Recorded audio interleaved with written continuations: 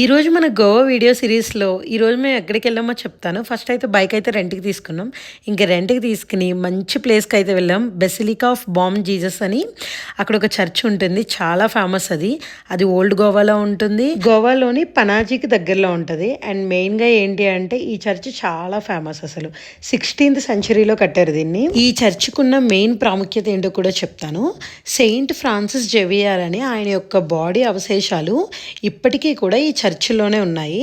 ఆయన 1542లో గోవాకు వచ్చారంట, లైక్ క్రైస్తవ ధర్మ ప్రచారం చేయడానికి.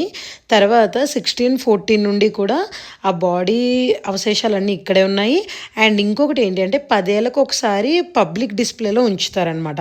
అప్పుడైతే మనం చూడొచ్చు. అండ్ ఈ చర్చికి ఆపోజిట్లో మ్యూజియం ఉంటుంది. అది లాస్ట్ టైం చూసేసాను, అందుకే ఇంకా మ్యూజియంకి వెళ్ళలేదు. ఇంకా చర్చ్ లోపలంతా తిరిగేసి బయట కూడా మంచిగా ఫోటోలు అయ్యి దిగేసిన తర్వాత వేరే ప్లేస్కి అయితే వెళ్ళిపోయాం. ఈ వీడియో మీకు నచ్చినట్లయితే please like, share and subscribe.